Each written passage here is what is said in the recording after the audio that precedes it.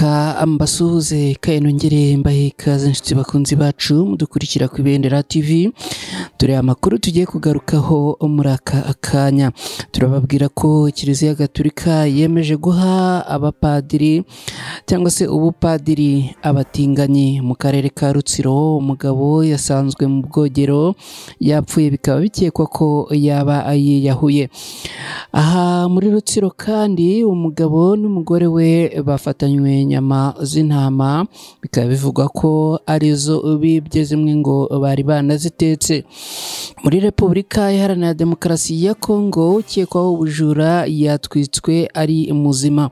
Ngizi inkuru tugiye gusangira muri aka kanya, gusa munyemerere mbere yo kuzinjiramo ku buryo burambuye mbanze fate akanya gatoya ambashimire.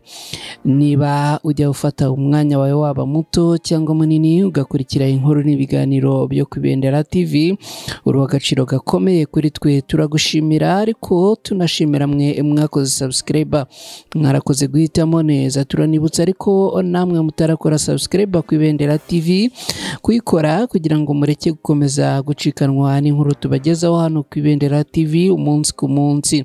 Mu gusoza turaza kubaha nimero mushobora kunyuraho niba mwifuza gutambutsa igitekerezo cyanyu. Nitwa Nakreti Ntirushwa, aha ni ku Ibendera TV, ikaze.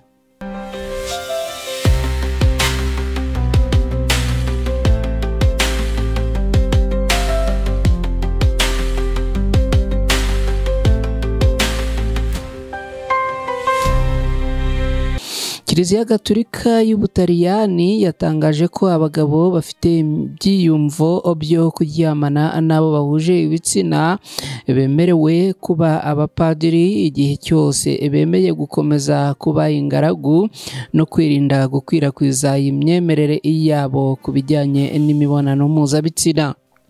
Ni icyemezo cyatangajwe n'inama y'abepiskopi iyo mu Butaliyani ndetse cyemerwa na Vatican nk'icyicaro gikuru cya Kiliziya Gatolika ku isi.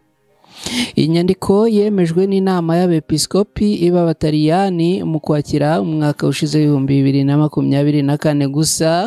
Vatican ikaba yabyemeje kuri uyu wa 9 Mutarama muri uyu mwaka 2025, aho hari inyandiko igiye kujya yifashishwa mu gihe cy'imyemerere y'igerageza cy'imyaka 3.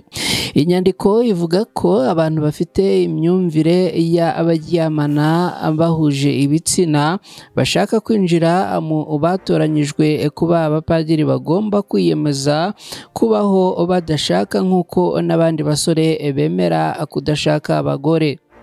Iyi nyandiko ikomeza ivuga ko usaba kujya mu seminari adashobora kubyangirwa kubera ko gusa afite ibyiyumvo byo kuryamana n'abo bahuje ibitsina igihe cyose yaba yahisemo gukomeza kuba ingaragu.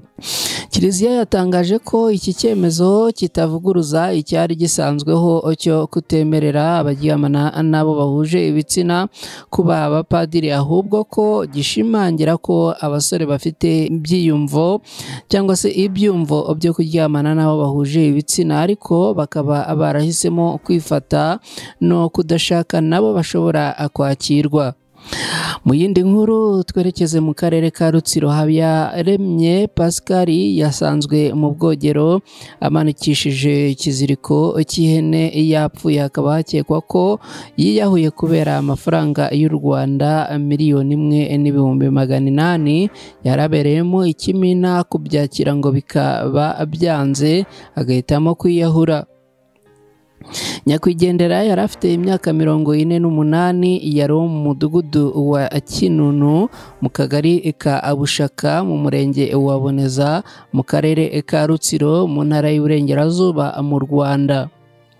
Umwe mu banyamuryango b'ikimina cya Twisungane Kinamba kigizwe n'abaturage 290, nyakwigendera yarabereye umwanditsi, yatangarije ikinyamakuru cyitwa Imvaho ko nubwo impamvu nyayo yo kwiyahura ari nyir'ubwite wenyine wari uyizi, akaba yapfuye ngo ntawe ayibwiye, haba mu muryango we cyangwa mu bo bari bafatanyije ikimina, ariko ngo hari harakekwa ariya amafaranga kuko ngo bazi ko ariyo babonaga amuteye ikibazo cyane muri ibi bihe ko nta kindi kibazo bazi yari afite cyatuma yiyahura.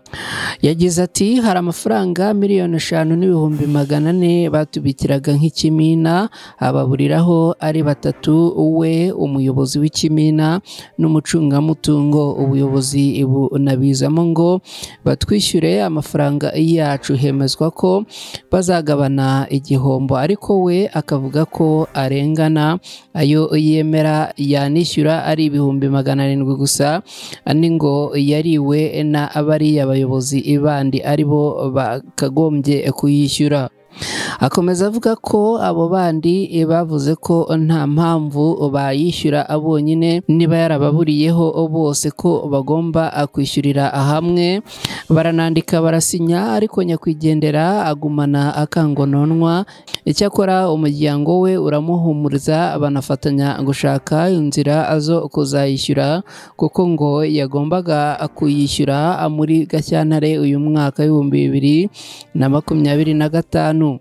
Agira ati ashobora kuba yarakomeje kubitekerezaho cyane bikamugumamo wenyine bikamurenga agahitamo kwiyahura, kuko mu gitondo ngo cyo kuri uyu wa kane tariki ya 9 Mutarama muri uyu mwaka w'2025 umugore ngo yamusize mu rugo ajya mu mirimo, nta n'umwana amusiganye. Agarutse ku manywa aramubura, agiye mu bwogero asanga amanikishije ikiziriko cy'ihene yapfuye, niko guhita atabaza. Umunyamabanga nshingwabikorwa w'umurenge wa Boneza Munyamahoro Muhizi Patrick avuga ko ikibazo cy'icyo kimina abari bakigiyemo inshuro zigera kuri 3 zose. Abanyamuryango bavuga ko batahara ari amafaranga yose, ko abo yaburiyeho bose bagomba kuyishyura. Agira ati bari banditse bose baranasinya ko bazayishyura mu kwezi gutaha, ariko nyakwigendera we ubona kubyakira bimugora, avuga ko arengana uretse amafaranga 700 gusa yemeraga. Ntituzi rero niba koko aricyo cyamuteye kwiyahura nk'uko byavugwaga, kuko tukibimenya twahise tuhagera twumva ariyo magambo ari mu baturage, kuko bavugaga ko nta kindi kibazo bazi yari afite cyamutera kwiyahura akiyambura ubuzima, ariko kwimanika ko twasanze yimanitse. Yasabye abaturage kudakomeza kubivugaho amagambo menshi, ko n'ubusanzwe abantu batakira ibintu kimwe, ariko ubwo umuryango we wemeraga kumworohereza akwishyura aya mafaranga, yagombaga gutegereza ukwezi gutaha akazayishyura, cyangwa yabona hari akangononwa afite akagana ubuyobozi aho kwiyambura ubuzima. Yasabye abacunga amafaranga ya bagenzi babo mu bimina kuyacunga neza, bakirinda ko ababuriraho, kuko ngo iyo bigenze bityo bigira izindi ngaruka, nubwo batiyumvishaga ko zagera ku rupfu nk'uko uriya byamugendekeye, cyane cyane ko ngo nta wari wongeye kuyababaza. Ahari hategerejwe ukwezi kwa Gashyantare, bari banditse ko bazaba abayagaruye. Nyakwigendera yari umuhinzi n'umucuruzi wa kawa, akaba asize umugore n'abana 5. Kuri sitasiyo ya RIB ya Kivumu mu karere ka Rutsiro hafungiye Muhizi Elia n'umugore we Emanirumva Solange, bakaba bakurikiranwaho kwiba intama y'umuturage witwa Aserugendo. Bose uko ari 3 batuye mu mudugudu wa Kaje mu kagari ka Nyabirasi. Nyuma ngo yo kwiba intama ya Serugendo bakayibagira mu rugo rwabo, bafashwe zimwe mu nyama zayo bazitetse. Umuturage wo muri uyu mudugudu wahaye amakuru itangazamakuru yavuze ko uwo mugabo wari utaramara n'amezi 5 afunguwe, aho yarafungiye kwica umuntu wari uje kwiba ibirayi mu murima yararinze nijoro amazemo umwaka. Asaba imbabazi, avuga ko yamwishe yitabara atabigambiriye, ararekurwa. Atashye ngo yaje gushaka umwana utarageza ku myaka y'ubukure, ni ugushakana abyo kubana.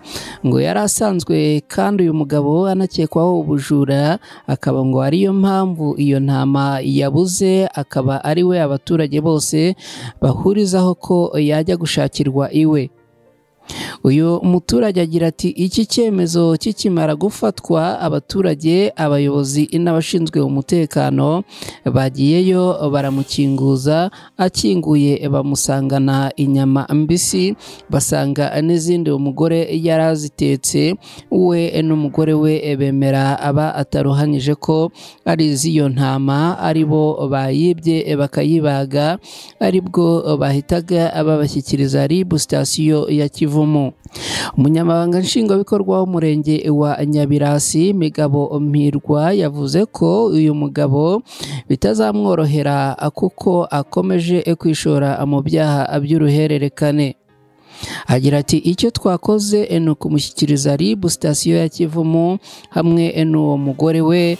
Tuza ano gusanga uwo mugore atujuje imyaka y'ubukure, kiba ikindi cyaha yari ataramara amezi 5 afunguwe ku cyaha cyo kwica umuntu yari afungiwe, avuga ko yamwishe atabigambiriye, ari umujura wamuteye mu murima yarindaga.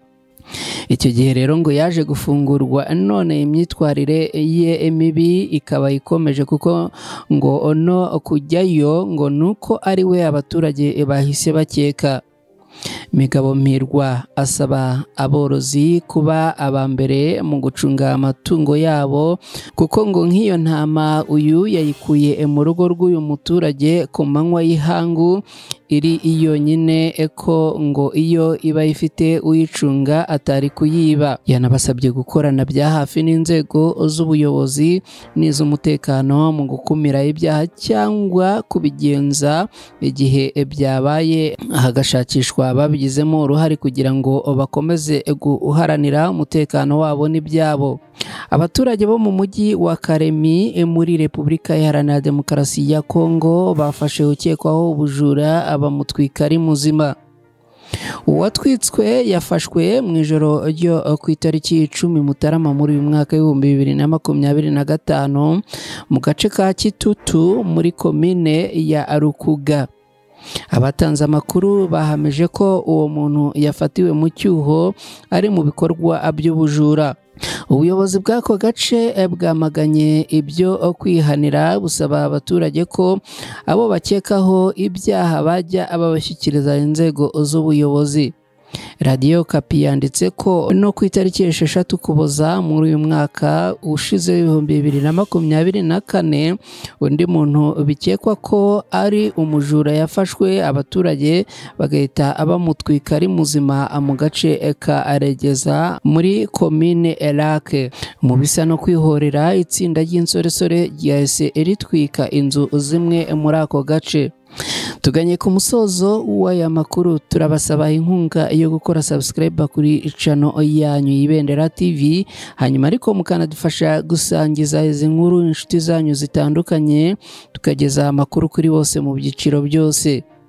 Ushobora kuduha igitekerezo unyuze kuri nimero ya telefone ikurikira: akamenyetso ko guteranya 250 77 00 nimero yakira ubutumwa butandukanye, ubundi tukakwihamagarira mu gihe bibaye ngombwa.